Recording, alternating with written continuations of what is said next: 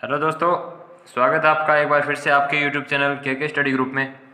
दोस्तों, आज की वीडियो में हम चर्चा करेंगे आपका मैथ्स का नेक्स्ट टॉपिक परसेंटेज। हम आज की वीडियो में चर्चा करेंगे।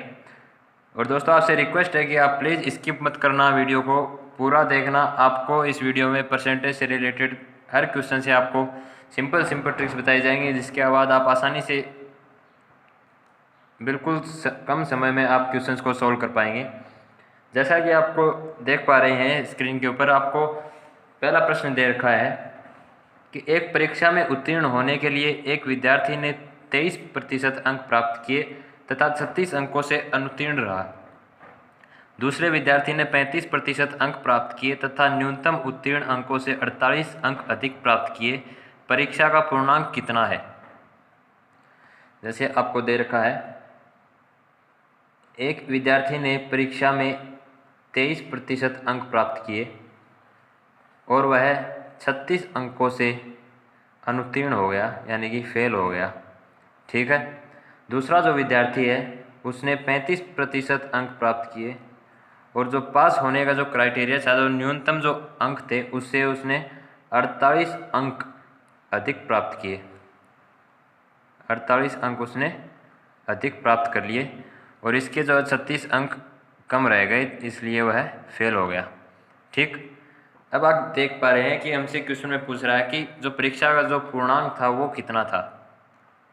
यानी कि जो पहला जो विद्यार्थी था उसने 23% अंक प्राप्त करने के बाद 36 अंकों से फेल हो गया, और जो दूसरा था उसने 35% अंक प्राप्त किए और 48 अंक उसके पास जो क्राइटेरिया था उससे ज़्यादा आ गए।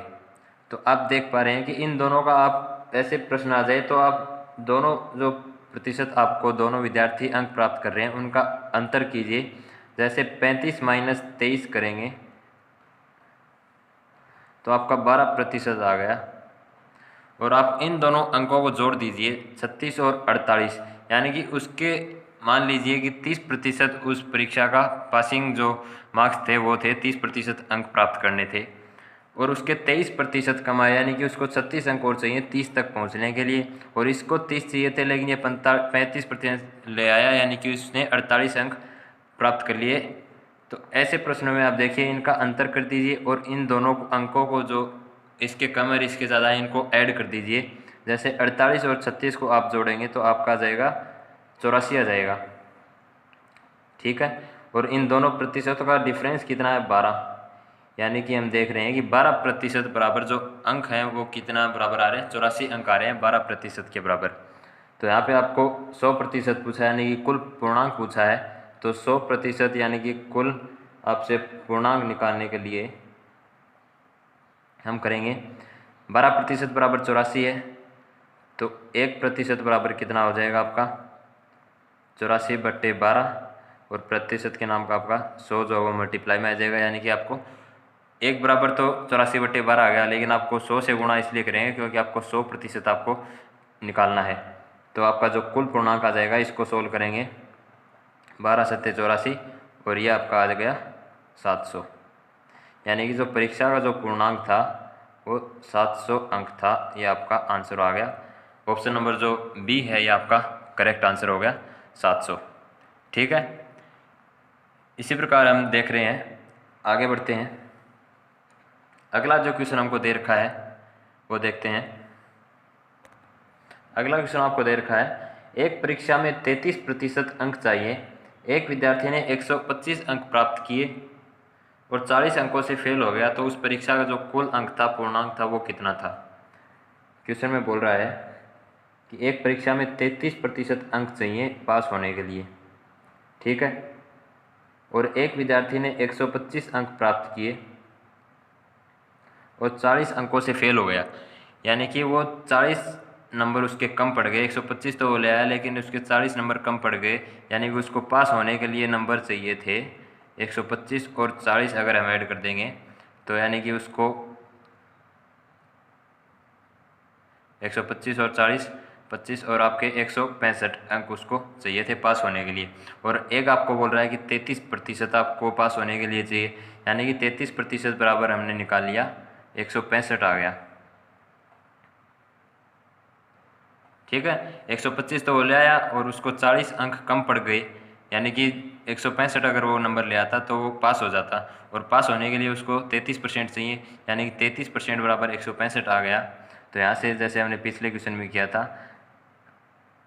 1 बराबर आ जाएगा 165 बटे 33, और 100% निकालेंगे, यानी कि कुल पूर्णांक निकालेंगे तो 100 से मल्टीप्लाई कर देंगे। ठीक है, इसको सोल्व करेंगे आप तो ये आ जाएगा 11 3 33, और ये आपका 55, और 11 5 55, यानी कि आपका जो कुल पूर्णांक था वो आ गया 500। ऑप्शन नंबर इसमें सी जो है वो करेक्ट आंसर हो जाएगा। जो कुल पूर्णांक उस परीक्षा का था वो 500 आ गया, आपका आंसर आ गया। बिल्कुल इजी सा क्वेश्चन था। ठीक है, चलिए आगे बढ़ते हैं, नेक्स्ट क्वेश्चन देखते हैं। नेक्स्ट क्वेश्चन आपको दे रखा है कि किसी परीक्षा में 42% विद्यार्थी हिंदी में, 52% विद्यार्थी अंग्रेजी में फेल हुए। यदि 17% विद्यार्थी दोनों विषयों में फेल हुए तो दोनों विषयों में पास होने वाले विद्यार्थी के प्रतिशत कितने थे। यानी कि 42% जो फेल हो गए वो हिंदी में हो गए, 52% आपके अंग्रेजी में फेल हो गई, और 17% जो है वो हिंदी और इंग्लिश दोनों में फेल हो गई। ठीक, इसके लिए हम आपका जो डायग्राम से समझते हैं। इसमें बोला कि 42% हिंदी में, 52 इंग्लिश में, ये आपका हिंदी हो गया और ये आपका इंग्लिश हो गया, और 17% दोनों में फेल होता है, यानी कि ये जो कॉमन पार्ट है ये 17% दोनों विषयों में फेल हो जाते हैं। ठीक, हिंदी में 42% होते हैं और इंग्लिश में 52%। अब आप केवल हिंदी का निकालेंगे, केवल हिंदी में कितने प्रतिशत फेल होते हैं, तो 42 में से 17 आप माइनस कर देंगे तो 25 तो आपका केवल हिंदी में आ गया, और 52 में से 17 कर देंगे तो 35 आपका केवल इंग्लिश में आ गया। यानी कि आपके जो टोटल जो फेल होने वाले प्रतिशत आ गए 35 + 17 + 25, इनको आप ऐड करेंगे तो आपका जाएगा 25 + 35 + 17, ये आपके पास आ गया 77% आपके जो विद्यार्थी हैं वो फेल हो गए। आपसे पूछा है कि दोनों विषयों में पास होने वाले विद्यार्थी के प्रतिशत पूछे हैं, तो 77 तो आपके पास फेल होने वाले आ गए, तो दोनों विषयों में पास होने वाले कितने बच गए, 100 में से माइनस कर देंगे 77%, तो आपके पास 23% जो विद्यार्थी बच गए वो दोनों विषयों में पास होने वाले विद्यार्थी बच गए, यानी कि ऑप्शन ए है वो आपका करेक्ट आंसर हो जाएगा।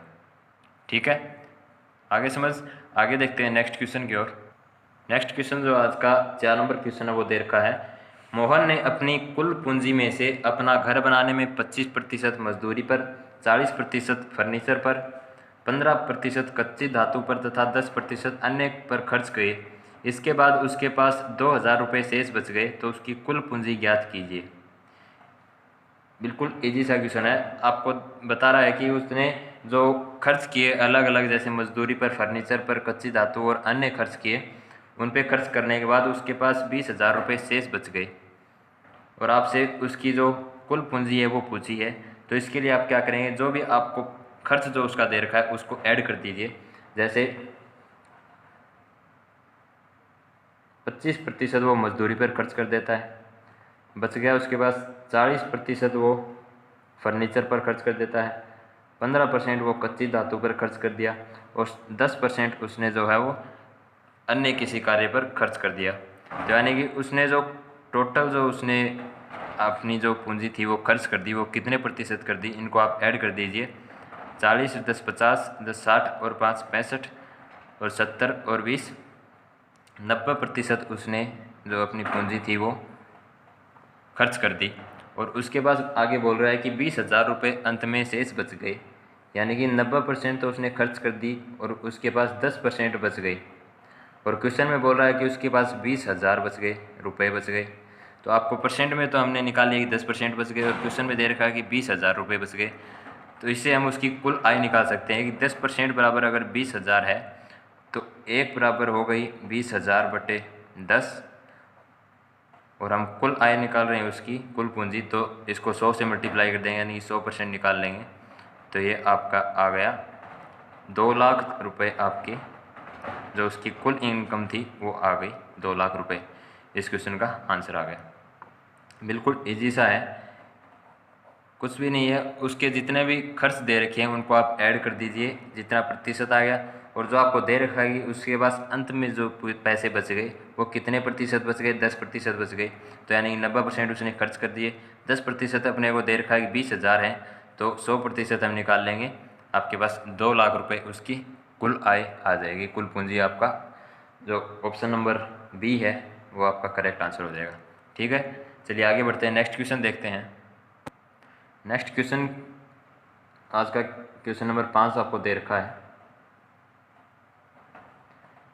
कि आनंद अपनी आय का 75% खर्च करता, उसकी आय 20% बढ़ गई तथा उसने अपने खर्च में 10% की वृद्धि कर दी, इसकी बचत में कितनी वृद्धि होगी। मान लीजिए कि आनंद की जो आय थी वो 100 रुपये थी। ठीक है, आपको ऐसे प्रश्नों में हमेशा आपको मान लेना है कि 100 मान लेना है, जो भी आपकी कुल आय दे रखी हो कुछ भी हो आप 100 मान करके चलिए, बिल्कुल इजी पड़ जाएगा आपका क्वेश्चन। मान लीजिए कि उसकी कुल आय 100 थी, क्वेश्चन में बोल रहा है कि आनंद अपनी आय का 75% खर्च करता, यानी कि 100 में से वो 75% यानी 75 रुपये वो खर्च कर देता। ठीक है, उसके बाद बच गए कितने, 25%, यानी 25 रुपये उसकी बचत हो गई, और ये उसका खर्च हो गया, और ये कुल आय होगी उसकी। ठीक है, अब आगे बोल रहा है कि उसकी आय 20% बढ़ गई, यानी कि उसकी जो आय है वो 20% बढ़ गई, यानी कि 100 का हम 20% बढ़ा देंगे तो 20 आ जाएगा, यानी कि 120 उसकी कुल आय हो गई। और आगे बोल रहा है तथा उसने अपने खर्च में 10% की वृद्धि कर दी। खर्च में उसने 10% बढ़ा दिया, यानी कि पहले 75 रुपये खर्च करता था तो 10% और बढ़ा दिया, 75 का 10% 7.5 आ जाएगा, तो उसने 10% और बढ़ा दिया, यानी कि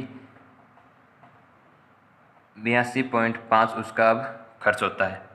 ठीक है, 120 उसकी कुल आय है, 82.5 वो खर्च कर देता है, तो उसके पास अब बचत कितनी हो गई, 120 में से हम 82.5 माइनस कर देंगे तो आपका आ जाएगा 37.5, अब उसकी बचत होती है।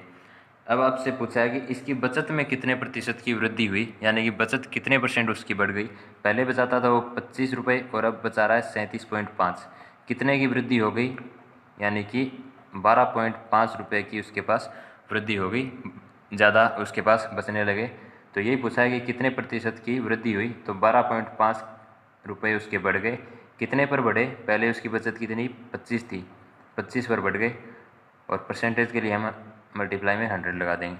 इसको आप काट दीजिए, 12.5 ये आपका 2 से कट गया और ये 50 से, यानी कि उसकी जो बचत थी वो 50% उसकी बढ़ गई, उसकी बचत में वृद्धि होगी 50%, यानी कि आपका ऑप्शन नंबर जो सी दे रखा आपका करेक्ट आंसर हो जाएगा इस क्वेश्चन का।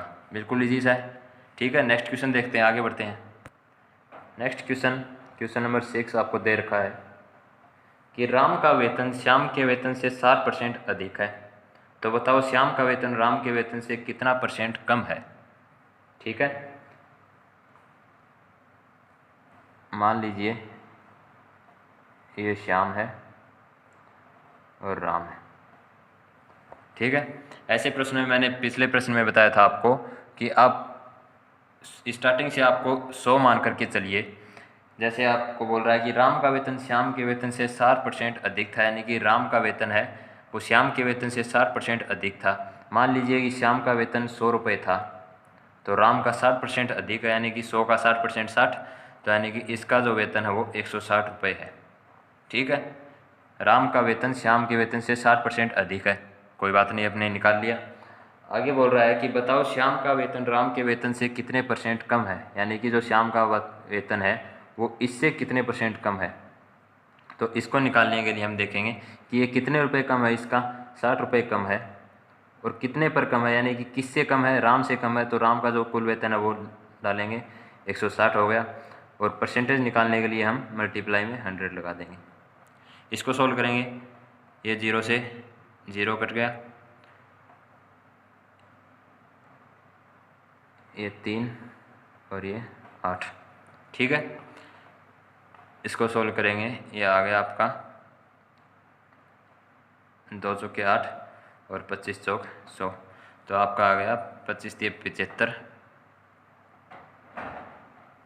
बटे 2, यानी कि 37.5 जो है वो श्याम की जो आय है वो राम से कम है, 37.5। ऑप्शन नंबर जो आपका सी है वो करेक्ट आंसर हो जाएगा।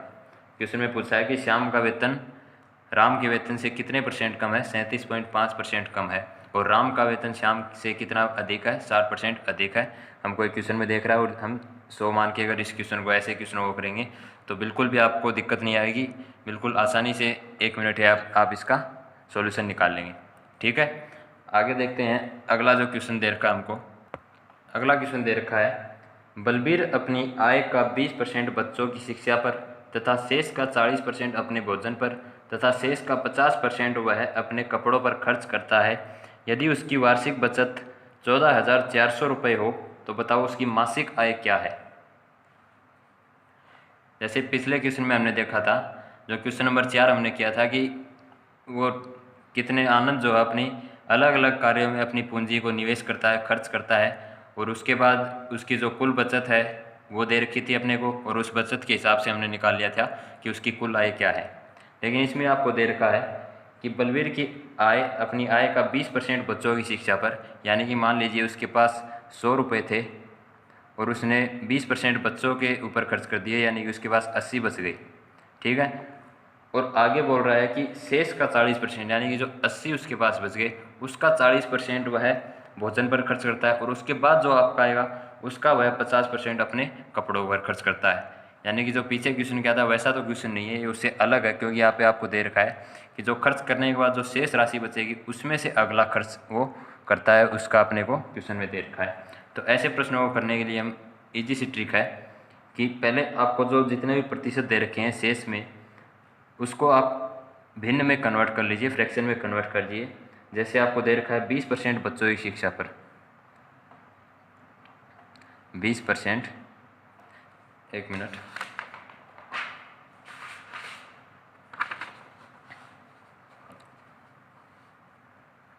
जैसे आपको दे रखा है 20% बच्चों की शिक्षा पर खर्च करता है, तो 20% के आप भिन्न बना लीजिए। भिन्न बनाने के लिए 20 और बट्टे में आप 100 लिख लीजिए, तो ये आपका आ जाएगा 1/5, ये भिन्न बन गई। अगला दे रखा है कि 40% अपने भोजन पर खर्च करता है, शेष का 40% अपने भोजन पर खर्च करता है, तो 40% के आप भिन्न बना लीजिए, 40/100 यानी कि 2/5। ठीक है, आगे बोल रहा है कि 50% वह अपने कपड़ों पर खर्च कर देता है, तो 50% की भिन्न बना लीजिए, 50/100 यानी कि 1/2 बना ली। यानी कि उसके पास स्टार्टिंग में 5 में से उसने 1 रुपया खर्च कर दिया बच्चों की शिक्षा पर, 4 बच गए उसके पास। फिर उसने 5 में से 2 रुपये वो खर्च कर दिए अपने भोजन पर, उसके पास फिर 3 रुपये बच गए, और फिर उसने 2 रुपये में से 1 रुपये उसने कपड़ों पर खर्च कर दिया, 1 रुपया उसका बच गया। तो इसको आगे सोल्व करेंगे हम, तो देखेंगे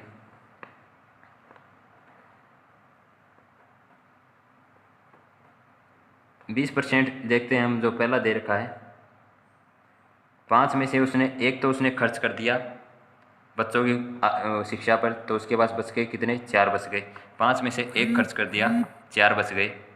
आगे है कि 40% यानी कि 5 में से उसने 2 खर्च कर दिए, तो बच गए कितने, 3। और आगे है 2 में से 1 खर्च कर दिया, बच गया कितना, 1। ठीक है, 5 में से 1 खर्च कर दिया तो 4 बच गए, 5 में से 2 खर्च कर दिए 3 बच गए, और 2 में से 1 खर्च कर दिया 1 बच गया। इसको आप लिखने के बाद जो दोनों साइड जो कॉमन चीज़ आपसे कट रही है वो काट दीजिए। जैसे ये कट गई 2 से, और कोई भी आपसे कट नहीं रही कॉमन, तो इसको आप सोल्व कर लीजिए। मल्टीप्लाई करेंगे 55 25, और इसको करेंगे 3 दूनी 6, यानी कि उसके पास कुल जो आय थी 25 रुपये है, और उसने खर्च करने के बाद उसके पास लास्ट में 6 रुपये की बचत हो गई उसकी। ठीक है, 6 रुपये की बचत हो गई। अब क्वेश्चन में दे रखा है कि 14,400 रुपये उसकी वार्षिक बचत है, यानी कि 14,400 रुपये उसकी वार्षिक बचत है, और हमसे पूछ रहा है उसकी मासिक आय। तो हम इस वार्षिक बचत को मासिक आय में, मासिक बचत में कन्वर्ट करेंगे, तो इसको 12 से डिवाइड दे देंगे क्योंकि 12 महीने होते हैं।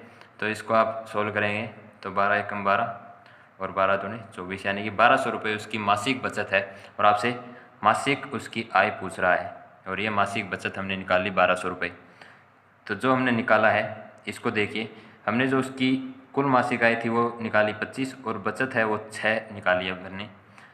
तो हमसे पूछ रहा है कि उसकी कुल मासिक आय पूछ रहा है, तो हमेशा आप याद रखना इस ट्रिक में पूछा गया मान जो आपसे पूछा जाए वो आप ऊपर लिखना। जो हमने निकाला 25 निकाला, ये क्या है, कुल आय है और हमसे कुल आय ही पूछ रहा है मासिक, तो पूछा गया मान हमेशा ऊपर।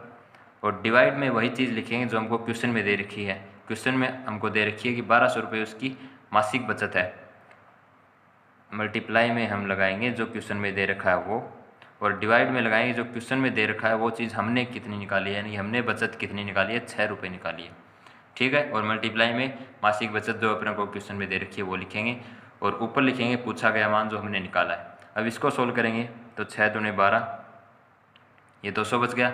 25 को 200 से मल्टीप्लाई करेंगे तो 25 दूने 50 और ये 20, यानी कि उसकी जो कुल मासिक आय थी वो 5000 रुपये उसकी कुल मासिक आय थी। ऑप्शन नंबर जो आपका बी है वो करेक्ट आंसर हो जाएगा।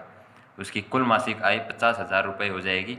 ठीक है दोस्तों, समझ आया होगा आपका, क्योंकि आपको इसमें भिन्न बनाने के बाद जैसे 1/5 बनी 20% की, तो यानी कि 5 में से उसने 1 रुपया खर्च कर दिया, 4 रुपये उसके बच गए।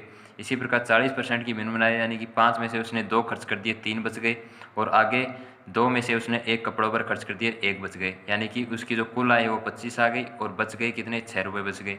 अब उसकी मासिक आय अपन को क्वेश्चन में दे रखेगी, मासिक जो बचत है वो 1200 रुपये है, तो उसकी कुल मासिक आय पूछी है। तो इसको जो ट्रिक हम जो इसको सोल्व करेंगे तो पूछा गया मान हमेशा ऊपर, पूछा हमसे क्या है कि कुल मासिक आय, तो हमारी कुल मासिक आय कितनी है 25, ऊपर लिखेंगे। मल्टीप्लाई में जो क्वेश्चन में दे रखा है, क्या दे रखा है कि उसकी मासिक बचत है वो दे रखा है, तो हमने जो मासिक बचत निकाली वो डिवाइड में कर देंगे कितनी, 6 रुपये। इसको सोल्व करेंगे 5000 रुपये उसकी मासिक जो आय है वो हमने सोल्व कर ली। ठीक है दोस्तों, प्रतिशत का जो आपका पहला पार्ट है उसमें हमने इतने क्वेश्चन कर लिए। नेक्स्ट पार्ट आपका प्रतिशत का लेके आएंगे, उसमें परसेंटेज का टॉपिक कंप्लीट कर देंगे। इस वीडियो में अगर आपको कोई डाउट हो, कोई क्वेरी हो तो आप प्लीज़ कमेंट बॉक्स में कमेंट कर दीजिएगा। ठीक है दोस्तों, मिलते हैं नेक्स्ट वीडियो में, तब तक के लिए गुड बाय, टेक केयर, जय हिंद।